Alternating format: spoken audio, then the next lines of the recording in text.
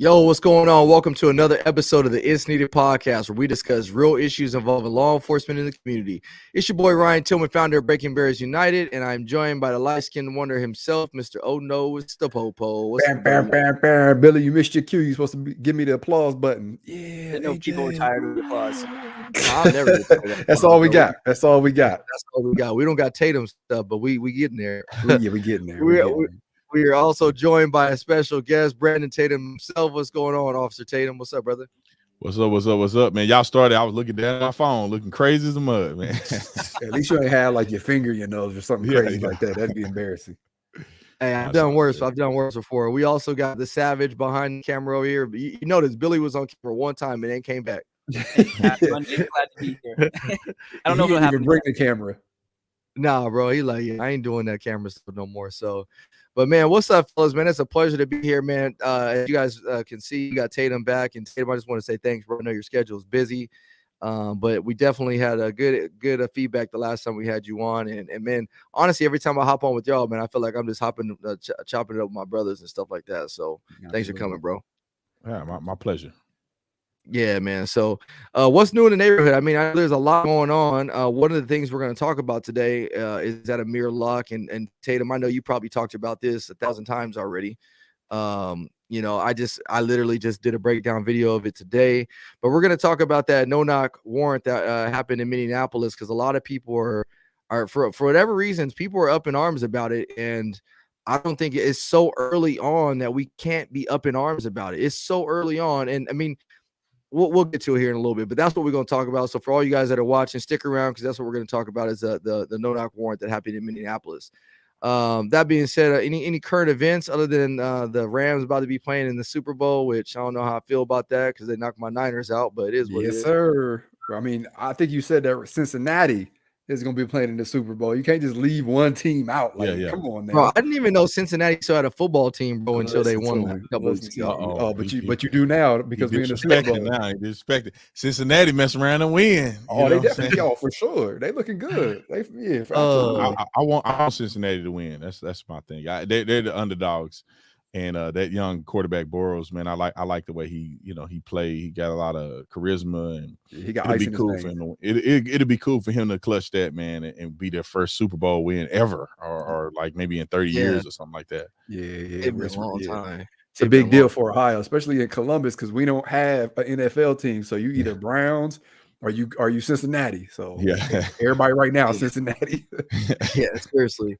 Before we actually get into the Amir Locke thing, I really wanted to just give everybody that's watching this, whether you're in law enforcement, going into law enforcement, or just really care about police officers, I wanted to give you guys a little bit of motivation and inspiration, just because you know, their morale is terrible as far as law enforcement. A lot of people are just down and out. I mean, laws are changing, cops are getting prosecuted, or trying to get prosecuted at least.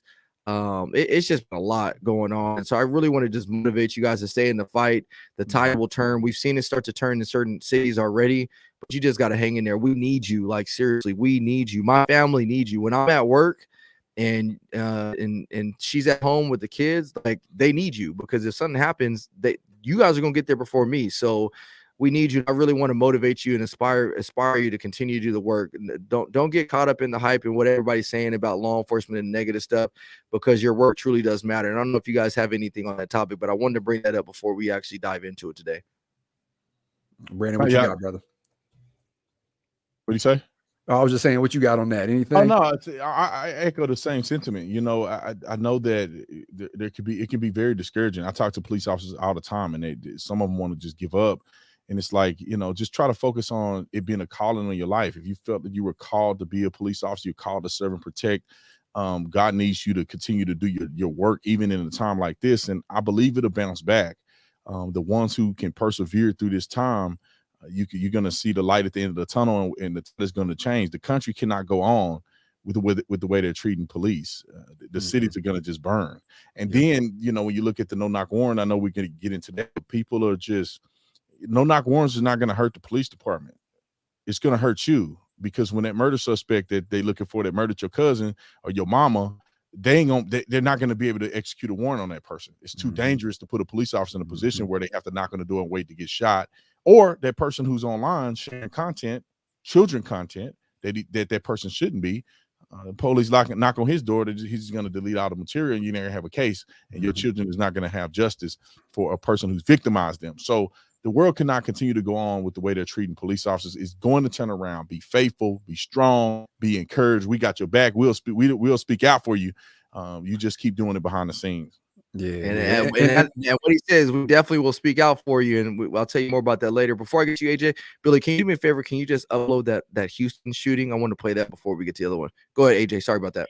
No, you're good, brother. I was just going to say, and also know that a majority of people still support you. Like a majority of people still support law enforcement. Like we still appreciate the fact that we can sleep well at night. Even me being a police officer, like I appreciate my local law enforcement officers because I'm able to lay my head on the pillow at night knowing that I'm going to be safe because they're out there working. They're out there chasing the evil, chasing the bad guys, and arresting the criminals. So a majority of people feel that way, whether or not you see that or you hear it. I'm telling you right now, I don't care really where you're at and what the political climate is, where you're at, or what they're trying to make the political climate seem where you're at. A majority of people still support you. Absolutely. Absolutely. And Eric said it best. He said, we can only control what we can control. Do your job and do it right. There's going to be time where we reap the benefits. And that's so true. I mean, we can only control what we can control.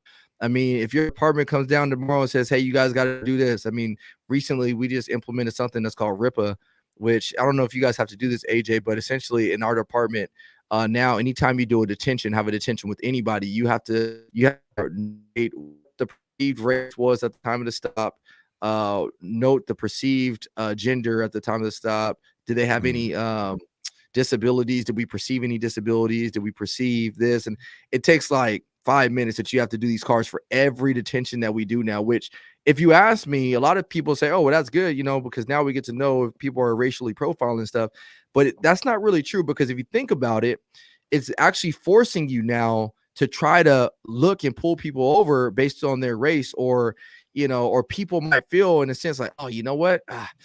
I've been pulling over a lot of Hispanic people. I don't want this to come back on me. So let me go pull over a white guy or a black guy. I don't know if that's going to happen, but when you do stuff like that, it opens the door to that type of process. And so we've gotten to a place where there's more and more policies and regulations that are being implemented. So we got to be careful. But regardless of all that, we still got to keep the faith. We still have to keep the faith and know that at the end of the day, no matter what bureaucracies are going on, you still got to answer that call because somebody's going to need your help. So that's the last I got on that. Yeah, 100%. And I think that these stats, when they're forced, when they don't have objectivity to it, people, they falsify. If I was wanted to rebel and say, this is the stupidest thing in the world, why are we even doing this? Okay, every person I perceived is white. And then therefore your numbers are going to be off. I perceived they were white, and I perceived that they were a threat. And then the officer perception is not going to be consistent, because, I'm going to be honest, man. If I had to do that in law enforcement today, I wouldn't be honest with the survey. I'm like, screw you guys. You guys don't want real results. Yeah. You guys are already saying that we're racist. You're trying to make us prove that we're not racist. It's like, go screw yourself. Everybody that I see, I'm perceiving that they're white, and therefore your numbers are not going to be accurate anyway. So it's a bunch of bull crap, man. Yeah, we have a traffic data collection form. So like for every traffic stop you make, you pretty much have to do the same thing. Like, how old they were, what sex, all that, all the typical stuff. But it's just for traffic stops. It doesn't have to be for like consensual encounters or, anything like that. It's sheerly a traffic stop that you have to do that for. Yeah, it's crazy.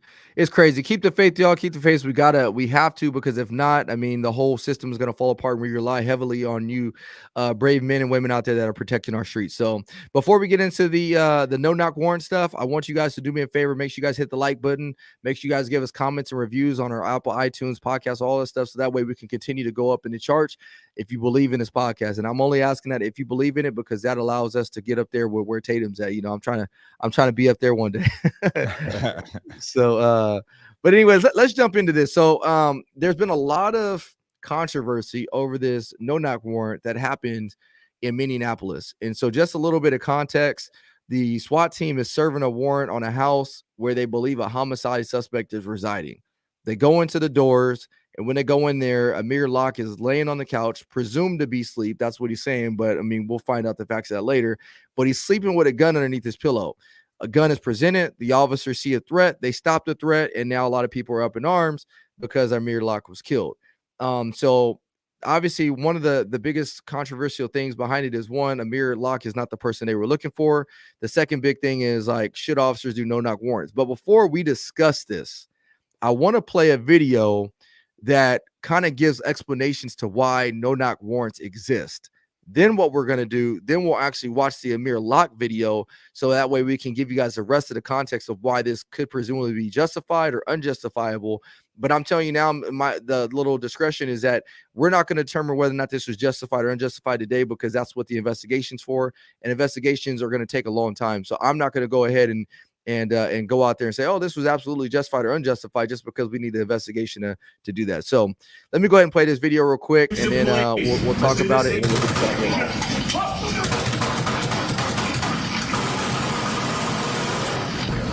Step on out here. You got to take care of some warrants. Senior Officer William Bill Jeffries' point of view from his body-worn camera the day he lost his life. Let's do this thing.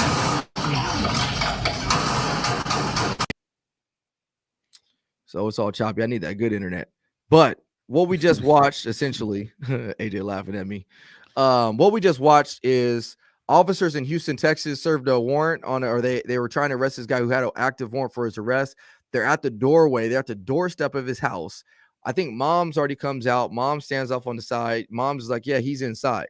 So there's an amount of time where the suspect knows that officers are at his door, and he knows he's wanted for an arrest. So as they're standing there, they're like telling him, hey, come outside, come outside, come outside. He ain't coming out yet. A couple minutes later, he's met with active gunfire. And I'm not just talking about pop, pop. He is like fully automatic handgun, and he's laying down rounds, killing one of those officers that was in the doorway. Tell me your guys' thoughts, AJ and Tatum, about that whole situation. And then we're going to bring it full circle when we talk about Amir Locke. You got it, Tatum.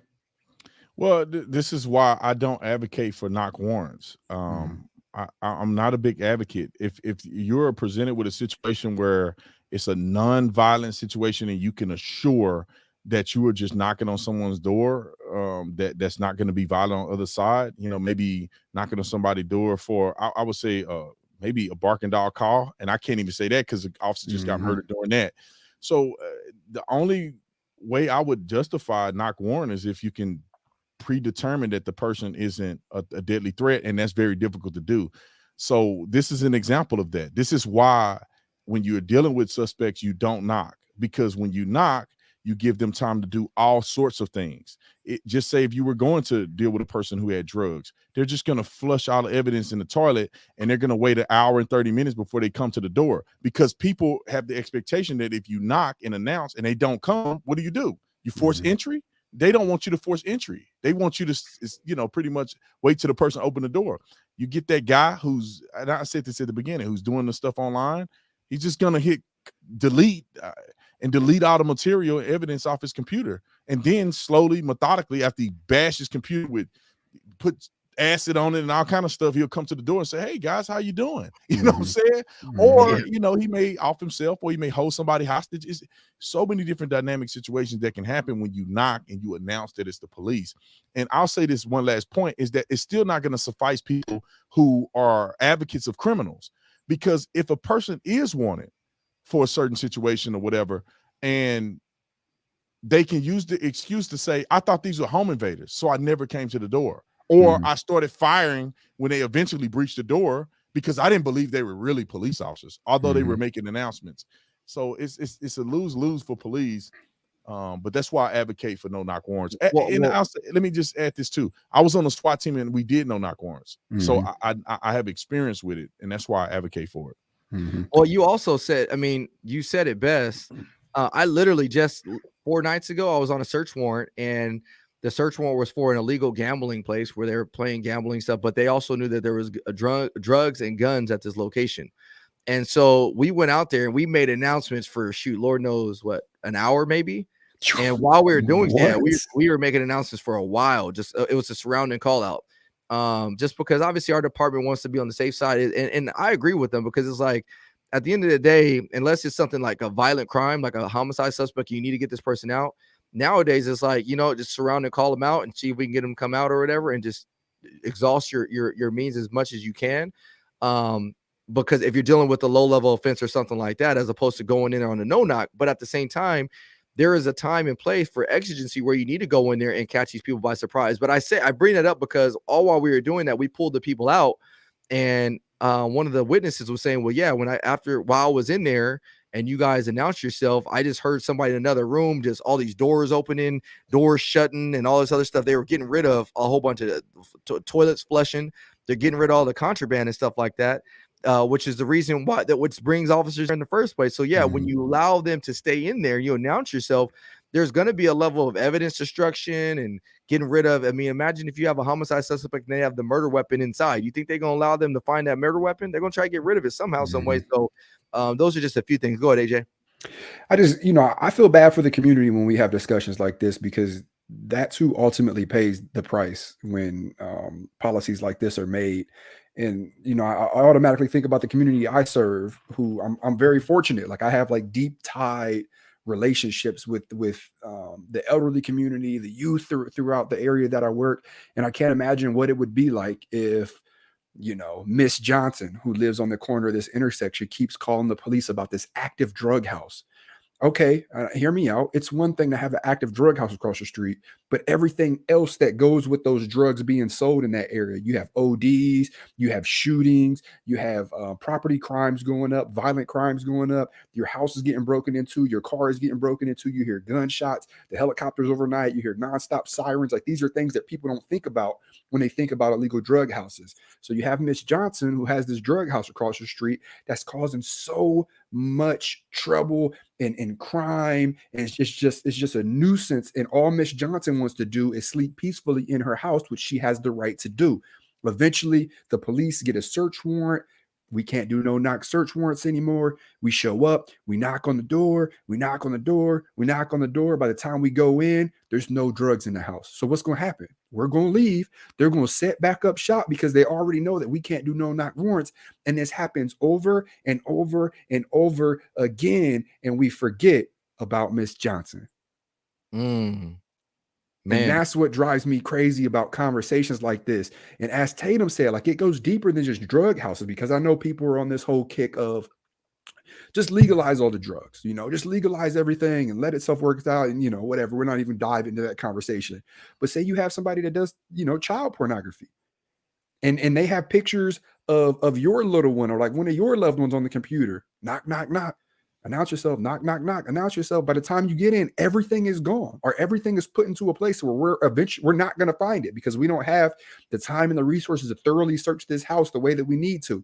So then when we leave, they set back up shop, and it continues over and over and over again. And what frustrates me the most about these conversations is the motives, and I'll put motives in air quotes, is normally I want to help the people. But I ask you this, in these scenarios, are you helping the right people? Answer is no. That's good. Yeah. That's somebody give him a mic to drop, because there's no more to add to it. I think that people who do policing understand this, and people who don't, they look at one situation where, this innocent guy, he was killed. He was in no that I know we're going to talk about the situation, but it was very bizarre. When I watched, hold on, did that just switch? It was very bizarre when I watched that kid in that situation. I made a whole video about it too. It was very bizarre, and I noticed the trend. And when we start talking about it, I'm gonna bring up the trend that I noticed in two scenarios. There were the exact same, similar scenarios, and it was a similar way the person was shot. The one in Vegas and then this one. There's something to it. Just to get to Tatiana real quick, she said, so as long as no one dies doing a no-knock warrant, that's what matters most. If you lose evidence, so what, as long as you don't lose an innocent life. And I understand where you're coming from with that, Tatiana, but here's the missing part to that.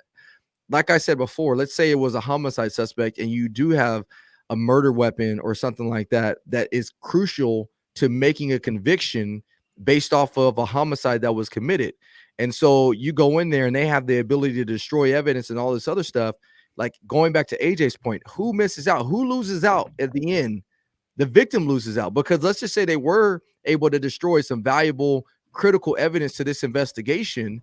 It goes to court, and now we can't prosecute because we don't have certain evidence would have proven who did the homicide, who at the end of the day gets the justice. And so one of the things that we're not talking about here, this is a good transition and segue into the topic, but one of the things we're not talking about is the person whose house they were searching in the first place.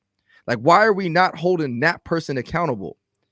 The person that committed the homicide, that was up to shenanigans, he is the one that should be held accountable for Amir Locke's death, because he's what brought police to the location in the first place.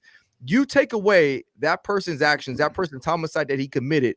Are the police standing at that door doing a no-knock warrant in the first place? Are we having this discussion?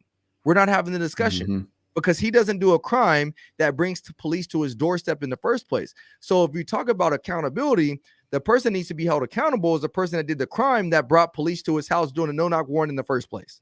And I want to just piggyback a little bit of what Tatiana said. I understand a person's sentiment, but when somebody dies, 99.9% of the time it's their choosing. When the police come to your house, if you don't pull a gun on them and shoot them, or attempt to shoot them, or whatever the case may be, it's a great chance that you will survive. There's nobody that have unnecessarily died at warrants that we've done. I mean, normally they so surprised they have no other choice but to give up. And some people don't want to give up. They want to die. And so then they go and pull a gun on us and they try to do a shootout because they don't want to go to prison. And their death is not our responsibility. It's theirs. They wanted to die. They chose that position to be in. It's not really the police officers that chose your fate. Some of these people are choosing their own fate by, trying to shoot the police officer. So, and I want to just jump on that comment as well. So the comment was, so as long as no one dies doing a no-knock warrant, that's what matters most. If you lose evidence, so what, as long as you don't lose an innocent life. And we'll just stick with this scenario that I gave about Miss Johnson and her having the drug house across the street. I just pulled up a study, and in November of 21, 75,673 people died of opioid overdose. Let me say that one more time. 75,673 people died from overdose.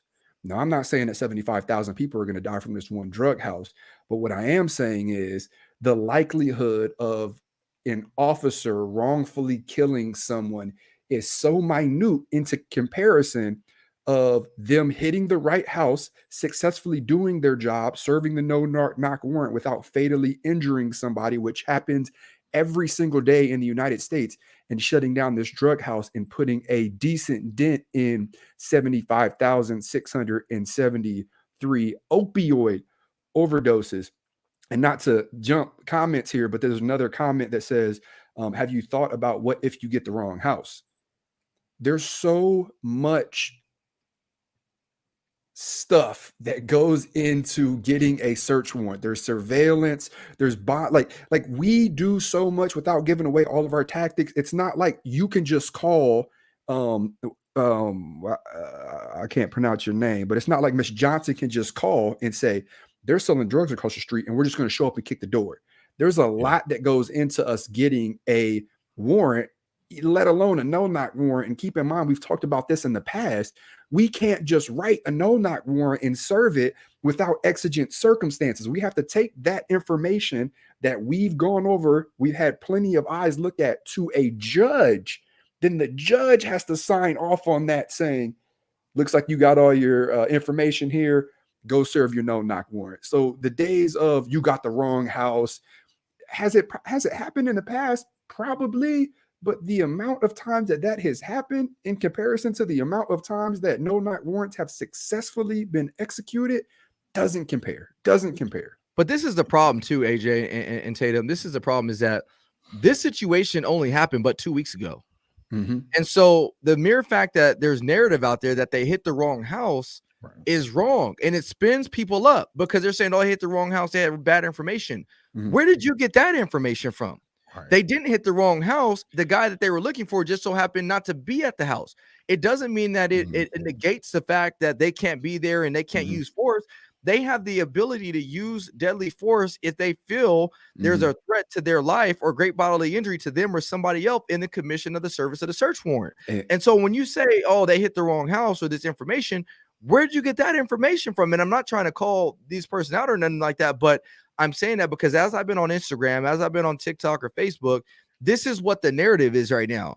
They got bad information. It was a bad warrant. We won't even get, I mean, Tatum, how long did it take you to get access to the information for the Breonna Taylor case? It took me a while. It took me a long time. Because they just don't release that. They just don't release that stuff right away. Well, I had a little channel how I got it, but it took a while to get it because it was compiled, and people don't understand that the information that I got was an investigation over several years. So it wasn't like Breonna Taylor was a 2-month thing. It was something that had been going on for a few years. That was a totality of circumstance investigation that led people. I mean, jail phone calls, cameras, pictures, informants. I mean, it was 40 pages of stuff. So I think people may not realize the depth of what actually is going on here, and the narrative is getting twisted. And I want you to think about this. When's the last time you turned on the news and they were like, the sun shined today? Never, right? You know why? Because the sun shines every single day. So let's say these officers did hit the wrong house. You know why you're hearing about it? Because it's odd. This never happens. You have to hear about this. This is breaking news. That should tell you what we're dealing with, right? So the fact that you're seeing it all over the place should tell you, wow, this never happens. This rarely happens. Yep. It's news for a reason. And that's a big if. I'm not even saying that happened. I'm saying if, big capital letters, if that is the case, the officers hit the wrong house.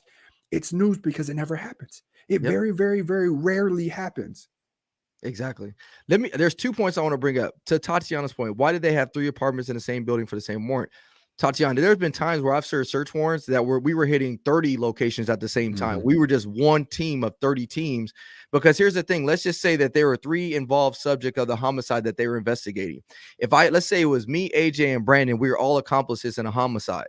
If they go and hit my house first, what you think somebody in my house is going to do? I'm like, hey, call AJ, call Brandon, let them know they're hitting houses.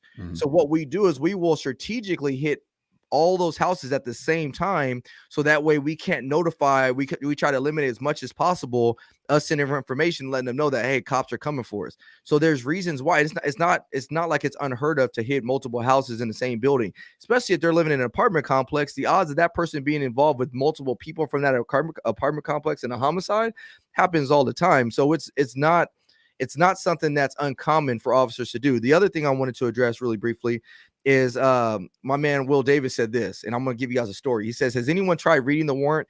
If it's accessible yet? Once it's available, give it a read and see how detailed it is. Let me give you guys an experience about this. So I was actually in the process of trying out for what's called our SET team. Our SET team, they handle narcotics and gangs and stuff like that. And so what they allow us to do is go spend time with that unit if that's what you want to do. So long story short, I wrote a search warrant in order to go hit this house for drugs. So in doing so, we have to go get these things that are called I can't remember. I'm drawing a blank. But anyways, it's we have to go basically get the legality. You have to get legals. That's what it's called, legals. And what the legals are is you have to drive past. You have to basically do surveillance on this house. You have to drive by it, and you have to describe what the house looks like down to a T. So it has black shingles. It has the letter or the numbers 1, 2, 3, 4 with a white background and black letters. It has a black garage door, and this, like, you have to be so specific. So when I was doing my legals, there were certain things that I missed, and so when I came back, I was like, well, here goes the search warrant. So the person I was working with, was a sergeant or supervisor at the time, looked at my warrant. He was like, hey, where's this information at? I was like, oh, well, I forgot to get that.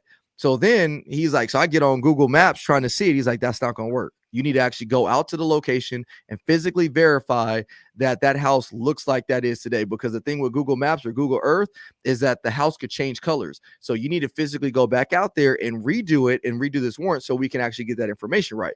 Well, because of that mistake, it was time sensitive. I was never able to go out there and get that information in a timely manner, and therefore we were never able to serve that warrant.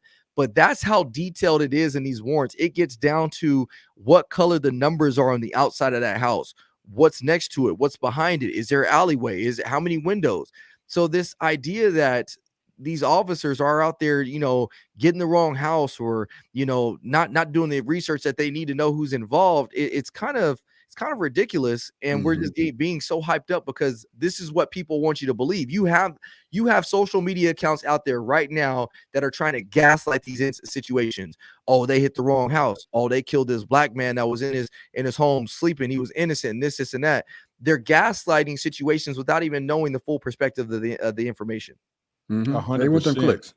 Yeah, I think people have to realize it is that detail. And it's not just that detail for the citizens too, it's for us.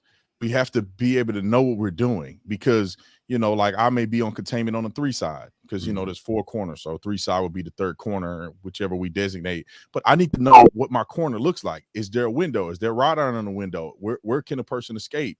Because when we hit the house, if a person jumps out of the window, I need to be prepared to deal with that situation. So we know what each 4 corner of the house look like. We know how many stories it is. And many times we get the blueprint. Sometimes landlords will give us the actual floor plan of the house. And then sometimes, depending on how serious the warrant is, we'll run through it in our, we have a shoot house and we can build the shoot house the way we want it. We'll rebuild this apartment complex and we'll run through the scenario a couple times so we make sure we're smooth and efficient. And it's very difficult to get a warrant and a judge has to approve it. And you swear by the statements on that warrant that it's all true and in good faith. And if you lie on that warrant, you are held to a penalty. You can go to prison. I mean, you will go to prison if you lie on a commission of a warrant and you've sworn by to a judge that it's all information is true. So people don't know, have no idea what cops do, and this is what where the problem comes in at. Yeah, absolutely. And I seen this comment a couple of times in a little comment section. But you have to ask yourself, like, what do you want? Like, do you want to hate law enforcement? Because if that's the case, then, keep getting your information from where you're getting your information. But know at what cost that comes. If I hate taking a bath, then I need to know at what cost that comes. I'm gonna be funky. I'm gonna be stinking. People ain't gonna want to be around me. And I can't be upset with that. And not liking the police and spreading misinformation online about the law enforcement profession affects much more than just you in the scenario that I just gave about not bathing. This affects officers' morale. It affects their proactivity.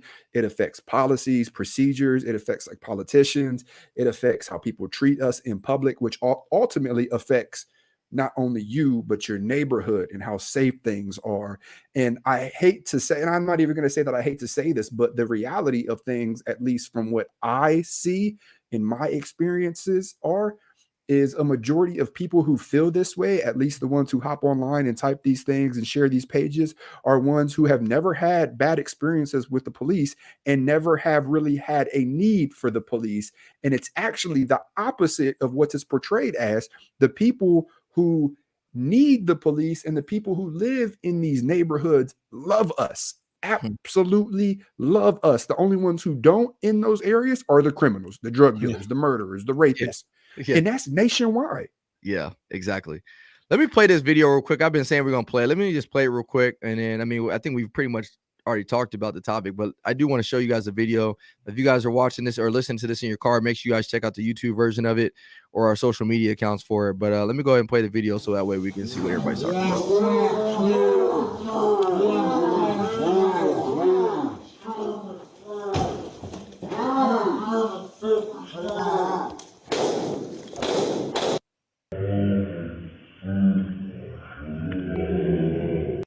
So I'm gonna pause it right there. So if you guys are watching this, you guys can see. Well, first of all, let me highlight something. This was a matter of 6 seconds, I think, 6 or 7 seconds before the officers made entry into this house. It was 9 seconds. Or 9 seconds. It was 9 seconds. For an officer to pick that thread up that quickly is impressive to me. And the reason I say that, and I think Tatum was going to touch on this in a minute, I literally just did a video about 2 weeks ago about a warrant in Vegas where they did the same thing. It was a no-knock warrant. They made entry into this house. The guy on the couch, just in a very similar manner, it almost looks identical, laying on the couch with a blanket on, just like this, pulls out a gun and shoots 18 times. 18 times. And as a matter of fact, he's able to shoot an officer through the window. So not only does he hit the officers coming through the doorway, but he's also able to shoot an officer through a window. He shoots 18 times. So some people are saying, oh man, that's messed up. They shot this guy in a matter of 9 seconds. That's 9 seconds because he realized that this guy had a threat. He had a firearm on him. So I don't care who you are or what you claim to be or say why this is so wrong, but I'm telling you, if you're that officer walking through that doorway and a guy is presenting a firearm at you, I guarantee you're most likely going to do the same thing that officer did, which is fire back at him. Because if not, what are the odds of that guy firing 18 rounds back at you, just like the guy did in Vegas? And that guy in Vegas was not the guy that they were looking for either. Go ahead, Tatum. Let me say this really quick. The typical reaction time for a human is about 250 milliseconds, meaning it takes you about a quarter of 1 second after seeing something to physically react to it. Just keep that in mind. Yeah, and so obviously bullets travel at a high rate of speed. So by the time you react, you already shot. But one of the things I wanted to bring up, it was kind of 2 points. One of them is that it's interesting that both murder warrants, where they had a no-knock warrant, they forced entry. In both of those situations, there was a person on the couch with a loaded gun in their hand, or at least next to them. This is, I think this is an actual trend, and I think people aren't talking about this. I don't live in the hood no more, so I don't know what they up to these days. But 2 murder suspects that they're looking for, they secured a no-knock warrant for those residences, and both people are sitting laying on the couch with a loaded gun. I think it's a thing. Like, I think that maybe they're waiting for retaliation from the murder that has occurred. Yeah, that's a huge, and that is a huge point, because a lot of people, I got multiple guns in my house. I don't sleep with a gun underneath my pillow. You know what I mean? And if anybody can be paranoid, I could be. I mean, me and AJ and Tatum could be paranoid because we don't know who likes us and who doesn't like us. I mean, there's people that don't like me. It is what it is. And for you to find me or find my family, it's probably easy. But so if anybody can be paranoid, I can be paranoid, but I still don't sleep with a gun underneath my pillow, because in the event somebody comes through my door, I got to plan on what I need to do. These guys are sleeping with a gun underneath their pillow. So that tells me one of 2 things. Either A, they knew the police were at the door and they grabbed the gun, or B, they sleep with that gun underneath their pillow because somebody committed a homicide and they know somebody is about to do some retaliation and light that house up. That's one of 2 things, one of 2 options. So I say the first option because a lot of times, even though these things are signed off as no-knock warrants, we saw this in Breonna Taylor, even though they're signed off as no-knock warrants, a lot of times police officers are still knocking. Police, open up. Police, open up. And then they hit the door. So there is a high likelihood that they knew the police were at the door. They grabbed a gun because they were like, no, if this is what it is, I'm about to go out shooting. Guns ablazing. And I don't know why that's so hard for people to think that, oh my goodness, people really do that? No, people really do that. They are about the cause. They were down to get a shootout with cops. It just is what it is. So we live in this fantasy world that, because this is what I keep hearing. Oh, well, is it wrong for me to be have a guy to have a registered gun in his apartment? And if somebody breaks into my house, they can defend themselves? No, you can absolutely defend yourself if somebody breaks into your house. But the thing is I know for a fact I'm not about to have police breaking my door down at the end of the day looking for a homicide suspect. I know. And here's the thing, like, I think people are trying to give these people benefit of the doubt. This could be a scheme by criminals to ambush police on these situations where they say, look, sit on the couch, had a gun ready. If a police break in, you have justification because you didn't know. And so if you shoot and kill a couple police officers when they enter, you didn't know, you're going to get off. But this is a way that we can, combat the police. That could be a possibility. Also, if you are honestly afraid of somebody retaliating, or you honestly feel like you need to sleep with a gun under your pillow, it wouldn't be smart for you to sleep with a gun under your pillow at the front door. You should probably sleep in a room where if somebody break through your door, you have enough time to react to it versus you being the first thing they hit when they come through the door. I honestly believe that this was a strategy. This is a new strategy by these criminals, because And the police have been ambushed in this very same way multiple times, where they breach the door, they knock on the door, and they get gunned down. In these two instances, these boys are undercovers on the couch with a loaded gun ready to go. There's something to that. And we have to ask ourselves, like, when does this stop? So I think the argument in this situation would be, well, he didn't know they were police officers, so that's why he grabbed his gun and drew it on them. So say we allow that, right? Like, we allow the fact that he didn't know they were police officers, which is why he grabbed his gun and drew them on them. So then what's to stop someone from saying, if I walk up to somebody who I know has a warrant and I grab them and they sock me in the face and they go, well, I thought he was playing dress up. Right. I didn't know he was a real cop. Like, how am I supposed to know he a real cop? He could have got that from a thrift store. It's a really fine line. And I know that, like, that's going to, like, piss some people off, but, like, that's real. And people try that. Like, it's been tried. There are videos out there, that could be a fake badge. And it's like, at some point we have to hold us accountable, us as people, accountable for our actions. And it seems like we're getting so far away from that. And I'm not speaking specifically on this case. To be 100% transparent, this was the first time I ever watched this video, and I didn't know anything about it until we just started talking about it. But I'm just generally speaking, like, we have to get to a point where we hold ourselves accountable for our actions, because the further that we get away from this, the more chaotic the world gets. And then when you really need somebody to help and you hop on that phone, guess who's not going to be there to help? Well, right. That's the point I wanted to get back to, is like, we are so fixated and focused on what the police did as opposed to what the person did that brought the police there in the first place. Like, that's the point we need. Like, we should be up in arms. Like, where is this cat at? Let's go find him. Like, we should be having a bounty on him. Yeah, like, we should, like, hey, turn this dude in for a reward. Like, whatever his name is, Amir, or was it is that what, Amir? Yeah, Amir died. Amir died because of this individual right here. Like, that's what we should be preaching. Find this guy. He committed a homicide, and more people are dying because of him. Because, like, that's what we should be preaching. But why aren't we preaching that? No, we want to all of a sudden turn the attention on the cops. The cops did this. The cops did that. Go back to that stat that AJ brought up a little while ago. Think about that. How many did you say died of opioid abuse, AJ? In November of 21, I think it was close to like 76,000 for that year. Let's think about that. 76,000 people died of opioid abuse. 76,000 people. And let me give you guys a little bit more context to that. When police take drugs off the street, I want you to realize we don't even scratch the surface of how many drugs are actually out there. We're not even scratching the surface. We're out there trying to take drugs off the streets to keep the streets clean. But even in doing so, we don't even scratch the surface to how much drugs is actually out there. So why don't we come with the same energy about drugs as we do with police killing people during the service of search warrants? Like, we need to shift our attention and our priorities to the things that are you're more likely to die of, or to make matters worse. If you're a mom out there or you're a dad out there and you're watching this, think about this. Your child is more likely to get their hands on some drugs that are laced with fentanyl than they are to be killed at the hands of police. Think of it. Let that set in.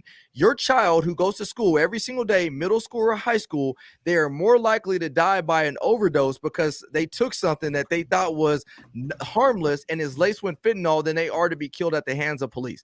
Let that sink in for a second. Yeah, I'm gonna get you those numbers, actually. Yeah, this situation is very interesting, and people like to pick a side. I look at it very impartially. I know the law, I know how the search warrants work, but I mean, nobody, like you said, nobody's talking, because we don't know yet. But they may not be the guy we looking for. But what is their involvement? You can't just say, I think they're in these 3 apartments right here, and you get a search warrant on that. You have to have reason to believe that that person is here and not in other places. You have to have either surveillance, evidence, or something that person has been there. But I'm telling you, man, there's something. It may come out that this is a strategy that these young dudes are doing to sit at the front door with a loaded gun ready to go. It may be for other dudes. It may not be necessarily for the police, but I can imagine that, just hypothetically, both of these kids are ready to go with a loaded gun. Hey, the gun was loaded. He didn't get to fire it because he got smoked, but the gun was loaded. When they got it for evidence, it was loaded. I'm telling you now, if I was doing some hood shenanigans and I was out there murdering folks or doing stuff I shouldn't be doing, I probably would sleep with a gun underneath my pillow. Yeah, but I wouldn't sleep at the front door. I sleep off a little bit. So when they bust in, they don't know where I'm at. I know where I'm at. I'm in the third room on the left, you know. So exactly. So let's just say we'll say for 2020, let's just say every single police officer involved shooting was unjustified. Was it just a wrongful murder in 2020?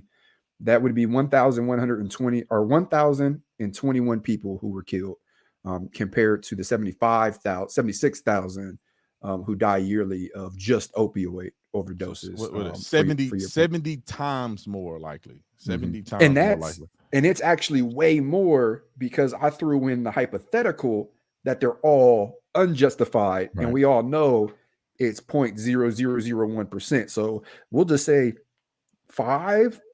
We'll say 10 of those 10 are unjustified a year. The 76,000 doesn't change. That number stays true no matter what. Man, look, there's been a lot of teens who overdosed and died here where I live but no, you never see anything on the local news stations or newspaper. Nope. Here goes another one. I was going to say, well, we never hear about all the drug overdoses. They're crazy bad in Columbus. It's crazy. And I'm telling you, people are dying of overdoses every single day. I think I listened to Tatum one time, and I think one of the first calls you went on was like a suicide or something like that. Like, there is stuff going on every single day, more than you even know about, but we don't have any attention on that.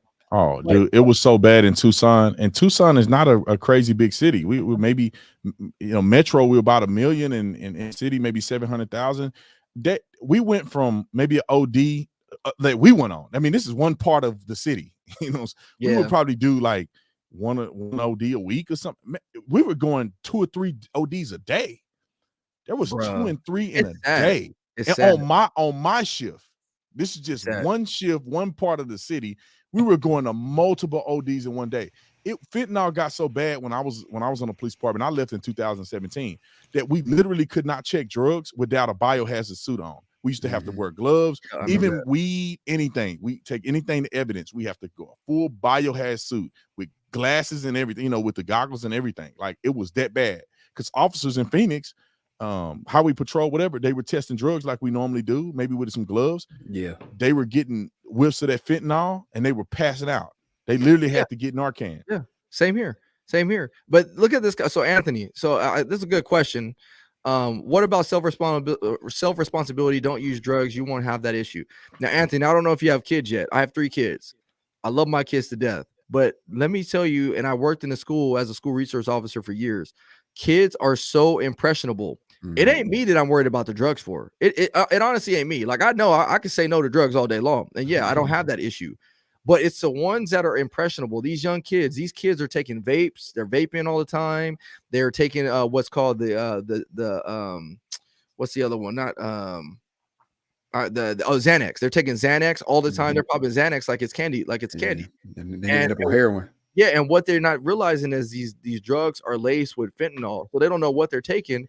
And so next thing you know, you walk in your child's room and you see him dead.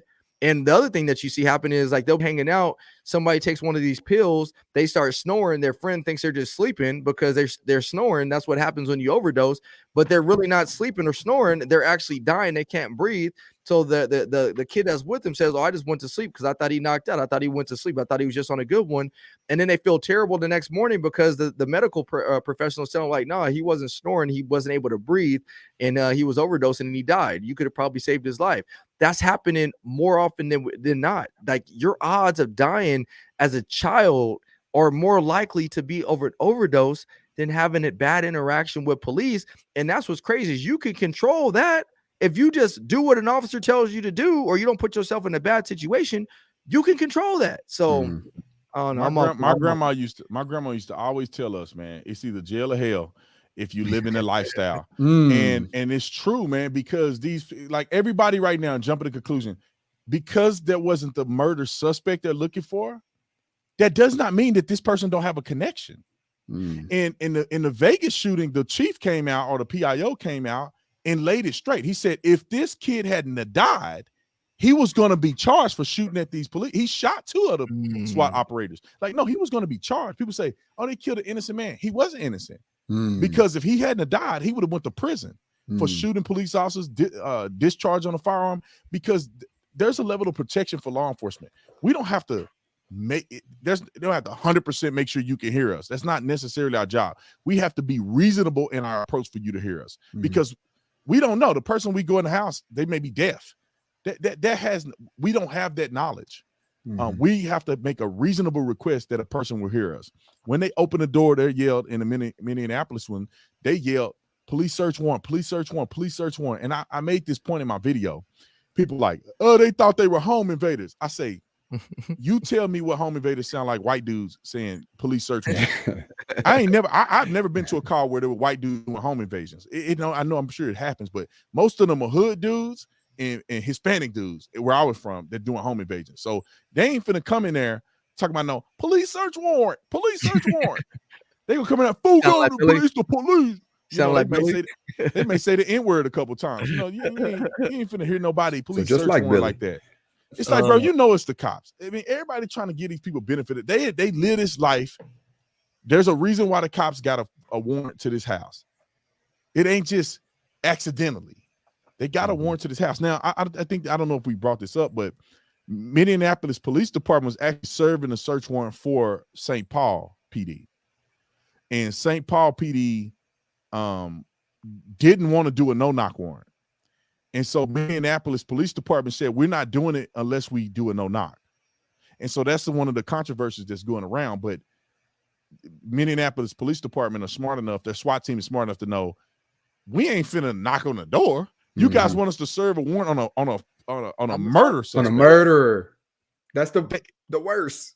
Dudes are killing people over barking dogs and domestic violence. It's a murder suspect. Yeah, we know he's about that life. Yeah, we know he's about that life already. He don't care about his own life. And the last part about that is, like, if you know if he knows he's a murder suspect, at what point, like, what do you have to lose? Like, honestly, a lot of these people have that mentality. What do I have to lose? I might as well shoot out with police, because if I get caught, I'm going to jail for the rest of my life.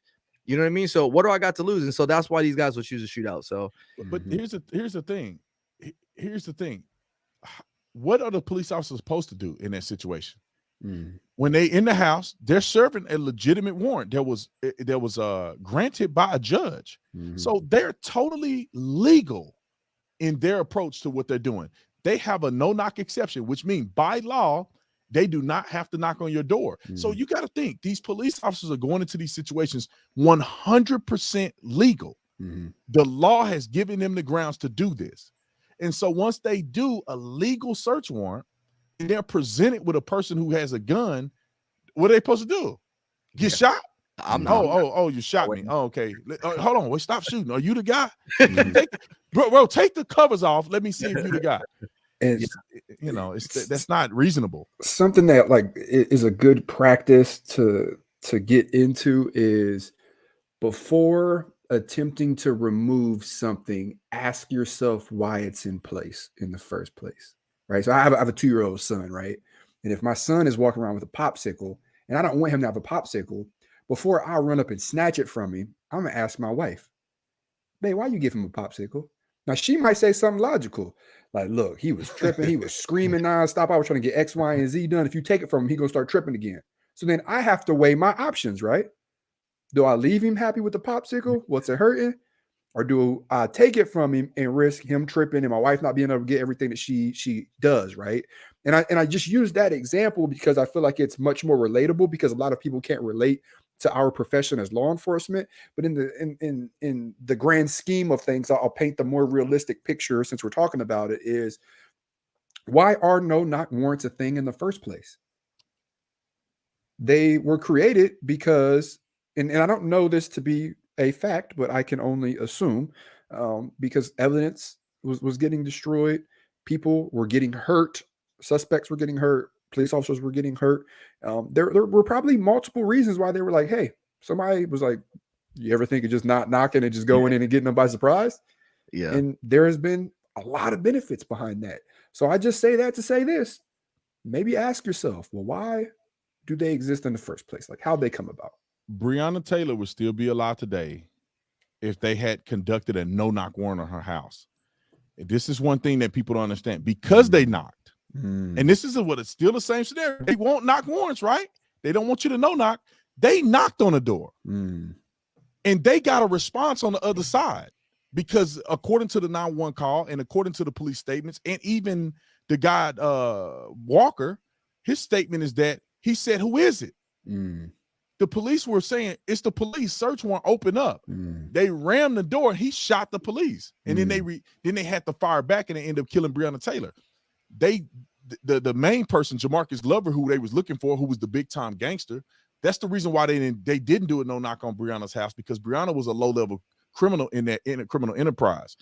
Jamarcus Glover was the big dude. They had guns. They were big time drug dealers.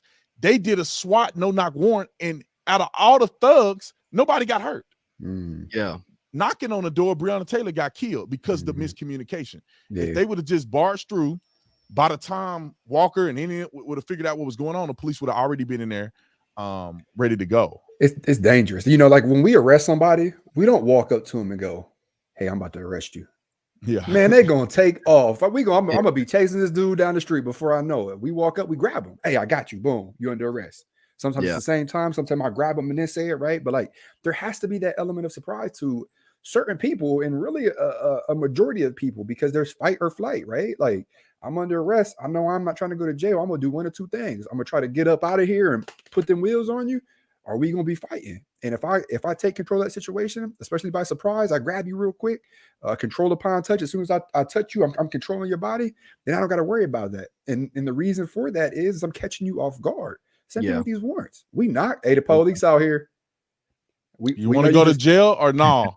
We know you just killed somebody, but the police out here. Yeah, exactly. We know you got guns in there too, but the police out here, it's giving you enough time to sit there like, all right, if he come around this corner, I'm gonna pop him. Then I'm gonna move this couch and I'm gonna do a barrel roll. Yeah, you coming up with a whole plan by the time we doing that. So if we just would have went in, boom, do some flashbangs, catch you off guard, you waking up, we grab you, throw you in handcuffs. Yep. And what point to go in is the question too. If you don't do a forced entry without knocking, see, this is the thing people don't understand. Like, there's a knock, no knock, and then there's a knock, but you still force entry. So it's like, well, what do y'all want the cops to do? Because even in these scenarios where the guy's laying on the couch, if they knock and he don't answer, can they force entry? And then when they force entry and they get into a shooting, y'all gonna still be mad. Yeah. And we do that, and we do that too. If somebody doesn't answer, at some point in time, you got to hit the door. At some point in time, you got to hit the door.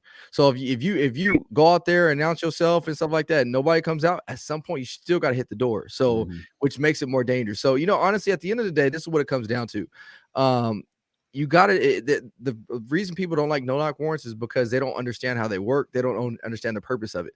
And if you understood what the purpose of a no knock warrant is, then you would understand why there's a need for them and why we can't just get rid of no knock warrants. Everything is situational based. Like, everything is, you got to treat everything as an isolated incident. One is not the same. If I go to a search warrant tomorrow, the house is going to be different if I do a search warrant on another house in 2 weeks. It's always going to be changing. It's always going to be fluid. That's why there's not a one size fits all solution to this problem. So, we can't throw the baby out with the bathwater. Everybody wants to get rid of no knock warrants, but it just doesn't work like that. So get educated, guys. This has been a great episode. Do me a favor, if you guys are enjoying this conversation, make sure you guys give us a like button. I know there's a lot of people coming in here, but give us a like, because that again, that bumps us up in the algorithm, so that way more people can get educated, like we're talking about right now. So with that being said, we're going to get ready to wrap it up. I know I'm hungry. I know Tatum is hungry. AJ, we've had some busy days.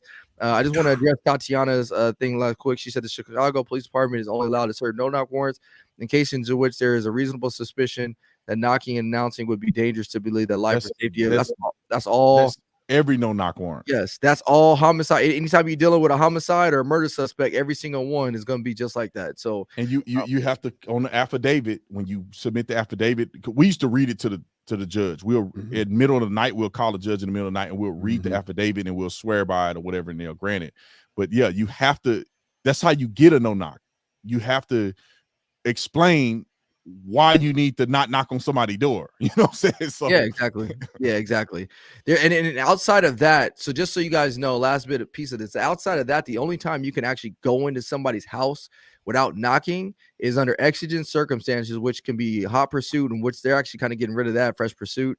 You think somebody's just discarding or destroying evidence, which they're getting rid of that in a lot of places, or you think somebody's actively being like abused, and so essentially somebody's in danger of losing their life for great bodily injury, so to preserve life. Outside of that, you need a warrant, and during those warrants, there's certain strategies and tactics that we will try to use in order to make sure everybody makes it out safe. We need to turn the attention to the guy that brought the police here in the first place. Start turning all of that attention to that person, not these officers involved. And if you still mad, wait for the investigation to come out, read the search warrant yourself. You'll see it. They'll release. They got all this stuff is public record. So you'll see on the search warrant, you'll see how detailed it is. I guarantee you'll be so surprised. It goes down to, we call them boilerplates. It goes down to the items that you're looking for when you walk in there, and you have to have them individually laid out.